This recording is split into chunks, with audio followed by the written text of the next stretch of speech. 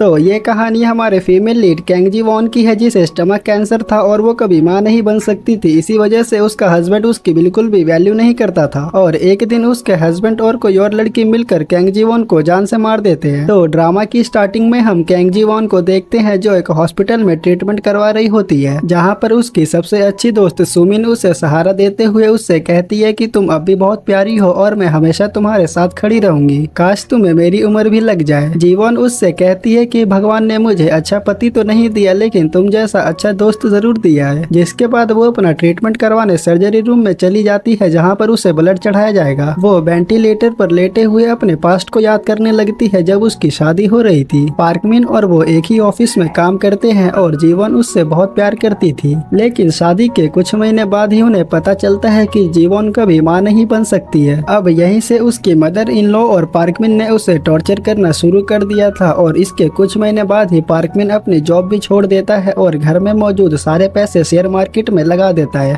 ये बात जब जीवन को पता चलती है, वो पार्कमिन से पूछती है कि तुमने मुझसे बिना पूछे इतना बड़ा फैसला कैसे लिया, जिस पर चिल्लाते हुए पार्कमिन उससे कहता है कि अब तुम्हारी इतनी औकात हो गई कि मैं अपने फैसले भी तुमसे लेके पूछूंगा। अब धीरे धीरे जीवन को समझ आने लगा था कि पार्कमिन उससे दूर हो रहा है। अब एक दिन ऑफिस में काम करते वक्त अचानक जीवन के नाक से खून निकलने लगता है और जब वो अपना टेस्ट करवाती है तो डॉक्टर उसे बताते हैं कि तुम्हें चौथे स्टेज का स्टमक कैंसर हुआ है। ये बात जब उसकी मदर इन लॉ और पार्कमिन को पता चलती है, वो पूरी तरीके से जीवन से दूर होने लगते हैं। खैर, अब हम वापस प्रेजेंट टाइम में देखते हैं, जहाँ जीवन अपना ट्रीटमेंट करवा रही थी। वो ब्लड चढ़वाने के बाद अपने रूम की तरफ जा रही होती है, तभी वहाँ पर उसका डॉक्टर आ जाता है जो उससे कहता है कि तुमने अभी तक अपना हॉस्पिटल का बिल नहीं भरा है, इसीलिए इससे आगे हम तुम्हारा ट्रीटमेंट नहीं कर पाएंगे। अगर आज शाम से पहले तुमने अपना बिल नहीं भरा तो कल सुबह तुम्हें यहाँ से निकाल दिया जाएगा। जिसके बाद जीवन पार्कमिन को कॉल करने लगती है, लेकिन पार्कमिन उसके कॉल और मैसेज का कोई भी जवाब नहीं देता है। इसीलिए जीवन ऐसी हालत में ही अपने घर चली जाती है, जहाँ वो गेट के अंदर देखती है कि मिनवो के जूते के बगल में किसी लड़की की सैंडल भी रखी हुई है। इसीलिए वो चुपके से मिनवो के कमरे के बाहर चली जाती है, जहाँ कोई लड़की मिनवो से कह रही होती है कि अरे वाह वाह, तुम तो बहुत होशियार हो, तुमने अभी से ही कैंसर का इंश्योरेंस ले लिया है, उसके मरते ही हमें 1 बिलियन वॉन मिलेंगे। मिनवो भी उससे कह रहा होता है कि अब वो साली ज्यादा दिन तक बचने वाली नहीं है, इसीलिए मैंने सोचा क्यों ना उसके मरने का फायदा उठाया जाए, क्योंकि जीते जी तो उसने मेरे लिए कुछ किया नहीं, इसीलिए मरने के बाद तो कुछ कर सकती है मेरे लिए। अब हम जीवन को देखते हैं, जो उसकी बातें सुनकर जब रूम के अंदर देखती है, ये देख के उसके होश उड़ जाते हैं, क्योंकि उसकी वो सबसे अच्छी दोस्त सुमिन ही उसके पति के साथ सो रही थी। अब वो दोनों एक दूसरे को किस करने वाले होते हैं, तभी वहाँ पर जीवन आ जाती है और गुस्से में उनके ऊपर सामान फेंक के उन्हें मारने लगती है। खैर, वो दोनों जीवन को समझाने की कोशिश कर रहे होते हैं कि तुम जैसा समझ रही हो हम वैसा कुछ भी नहीं कर रहे थे। जिसके बाद सुमिन जीवन के पास आती है और उससे कहती है कि तुम तो वैसे भी कुछ दिनों में मरने वाली हो, फिर इतना ड्रामा क्यों कर रही हो। ये सुनते ही जीवन को उसके ऊपर बहुत ज्यादा गुस्सा आ जाता है और वो उसे वहीं पर मारने लगती है। तभी पीछे से वहाँ पर उसका हस्बैंड यानी पार्कमिन आ जाता है, जो जीवन को उठाकर धक्का दे देता है और तभी उसका सर नीचे टेबल पर जाकर लगता है और जीवन की वहीं पर मौत हो जाती है। ये देखकर वो दोनों बहुत ज्यादा डर जाते हैं और सुमिन पार्कमिन से कहते हैं कि ये तो मर गई, अब हम क्या करेंगे। जिस पर पार्कमिन उससे कहता है कि तुम्हें टेंशन लेने की कोई भी जरूरत नहीं है, इसे वैसे भी कैंसर था और कैंसर में चक्कर आना आम बात है, हम पुलिस वालों से कह देंगे कि चक्कर खा के नीचे गिर गई और इसकी डेथ हो गई।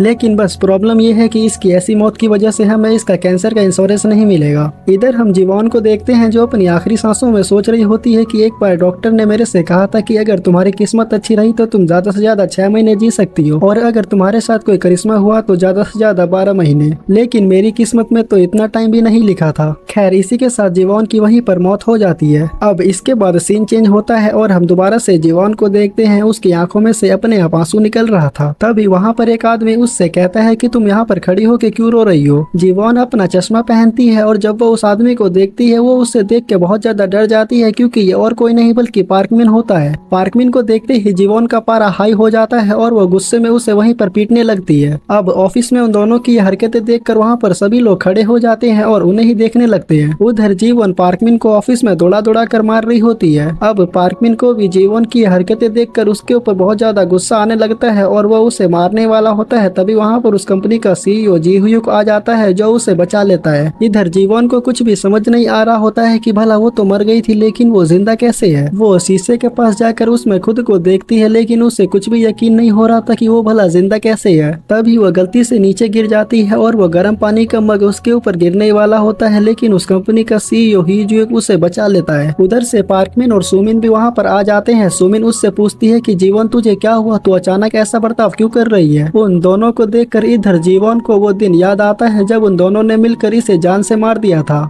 ये देखकर वो बहुत ज्यादा डर जाती है और वो वहाँ से बाहर की तरफ भागने लगती है। वो बाहर भागते भागते फिर से सीढ़ियों से नीचे गिरने वाली होती है, लेकिन फिर से वो सीईओ उसे बचा लेता है और उससे कहता है कि अब बस करो, अब शांत हो जाओ। जीवन अपने चारों तरफ उन इमारतों को देखने लगती है जो उस टाइम पर बहुत बड़ी बड़ी हुआ करती थी। तभी वो सामने बिल्डिंग में लगे एक पोस्टर को देखती है जिस पर सन 2013 लिखा हुआ था। खैर जी हुक वहाँ पर आता है और वो जीवन से पूछता है कि क्या तुम मुझे बताओगी तुम दिमाग में क्या सोच रही हो। इधर जीवन अपने दिमाग में सोच रही होती है कि उसकी मौत 2023 में हुई थी और अभी वो 2013 में है, यानी वो अपने मौत से 10 साल पहले पास्ट में आ गई है। जिसके बाद जी हुक उसकी ऐसी हालत देखकर उससे और कोई सवाल नहीं पूछता है और उसे कुछ पैसे देकर उसके घर तक छोड़ देता है। अब जीवन अपने घर आते ही सबसे पहले अपना फ्रीज खोलती है और उसमें रखे सामान पर आज की डेट चेक करती है तो वो देखती है कि ये सच में 2013 ही है। यानी अब उससे धीरे धीरे समझ आने लगा है कि वो सच में अपनी मौत से 10 साल पहले अपने पास्ट में आ गई है। खैर उधर जी हुक उसके लिए कुछ खाने की चीजें लाया होता है जो उसके गेट पर रख कर वहाँ से चला जाता है। अब जीवन अपनी ऐसी लाइफ देखकर बहुत ज्यादा खुश होती है और सोचती है कि भगवान ने मुझे जीने का एक और मौका दिया है, लेकिन अभी तक वो इसे देखकर काफी ज्यादा कंफ्यूज है। वो सोचती है कि ये सपना है कि जो मैं अभी तक जी रही थी 2023 में वो सपना था, लेकिन जीवन ये सोचती है कि ये कोई सपना नहीं है क्योंकि इससे आगे क्या होने वाला है वो उसे पहले से ही सब कुछ पता है। वो सच में मरने के बाद दोबारा से अपने पास्ट में आ गई है जब वो 31 साल की थी। खैर वो ये सब सोच ही रही होती है तभी कोई उसकी डोरबेल बजाता है और जब वो दरवाजा खोलती है तो वहाँ पर पार्कमिन आया होता है। उसे देखते ही जीवन बहुत ज्यादा डर जाती है। तभी पार्कमिन उससे कहता है कि चलो बाहर कहीं कुछ खाना खाने चलते हैं। दरअसल अभी के टाइम पे पार्कमिन उसका बॉयफ्रेंड था। जिसके बाद वो दोनों एक स्ट्रीट साइड रेस्टोरेंट में आ जाते हैं जहाँ पर पार्कमिन उससे कहता है कि आज तुमने मेरे साथ जो ऑफिस में किया वो बिल्कुल भी सही नहीं था। मतलब मैं तुमसे गुस्सा नहीं हूँ, मैं बस ये कहना चाहता हूँ कि आज तुम्हारी वजह से ऑफिस में मेरी बहुत ज्यादा बेइज्जती हो गई है। जिस पर जीवन उससे कहती है कि तुम कहना क्या चाहते हो। पार्कमिन एक पैग लगाता है और उससे कहता है कि मैं तुमसे ये कहना चाहता हूँ कि इतने दिनों से हम दोनों ने कुछ भी नहीं किया फिर भी तुम प्रेग्नेंट कैसे हो गई। जीवन को कुछ भी समझ नहीं आता है कि वो क्या कह रहा है। तभी उससे याद आता है कि उसे उस टाइम पर बहुत उल्टियाँ हो रही थी और उसे लगा कि शायद वो प्रेग्नेंट है, लेकिन बाद में उसे पता चला था कि उसे उल्टियाँ बस इसीलिए हो रही है क्योंकि उसे गैस्ट्रोएंटेरोलॉजिस्ट थी और वो सोचती है कि कहीं कैंसर की शुरुआत भी यहीं से तो नहीं हुई थी और ये कैंसर भी कम था कि जो एक कमीना भी मेरी लाइफ में आ गया था। खैर पार्कमिन उसे मक्खन लगाने लगता है और उससे कहता है कि मैं तुम्हें हमेशा बहुत खुश रखूंगा और मैं बहुत जल्द बहुत अमीर होने वाला हूँ, क्या तुम मुझसे शादी करोगी। उधर जीवन अपने मन में सोच रही होती है कि ये साला कमीना अभी तो मुझे मक्खन मार रहा है और फ्यूचर में अपने हाथों से ही मुझे मारने वाला है, लेकिन अब मैं इस कमीने की बातों में बिल्कुल भी नहीं आने वाली हूँ। जिसके बाद जीवन उससे ब्रेकअप बोलकर वहाँ से चली जाती है, लेकिन तभी पार्कमिन बहुत गुस्से में उसके पास आता है और उसका हाथ पकड़कर उस पर चिल्लाने लगता है और उससे गालियां बकने लगता है। वो उससे कहता है कि आज ऑफिस में भी तुमने मुझे सबके सामने इतना जलील किया लेकिन मैं तब भी चुप हूँ और शाम को अभी तुम मुझसे ब्रेकअप करना चाहती हो, तुम्हारी इतनी हिम्मत कैसे हुई। जीवन अपने मन में सोचती है कि मैं तो भूल ही गई थी ये साला कमीना मेरी मौत पर भी ना रोए लेकिन ब्रेकअप की बेइज्जती नहीं सह पा रहा है। वेल इसी के साथ हमारे इस एपिसोड की एंडिंग हो जाती है। अब इससे आगे की स्टोरी हम इसके अगले पार्ट में देखेंगे कि कैसे जीवन उन दोनों से अपना बदला लेती है और क्या वो दोबारा अपने पास्ट में आकर अपने फ्यूचर को बदल देगी या फिर से उसी तरीके से उसकी मौत हो जाएगी। ये देखना हमारे लिए बहुत इंटरेस्टिंग होगा, इसीलिए जल्दी से हमारे चैनल को सब्सक्राइब करके बेल नोटिफिकेशन को ऑन कर लीजिए ताकि वीडियो का नोटिफिकेशन सबसे पहले आपके पास ही पहुंचे। तो चलिए मिलते हैं इसके अगले एपिसोड के साथ, जब तक के लिए बाय बाय।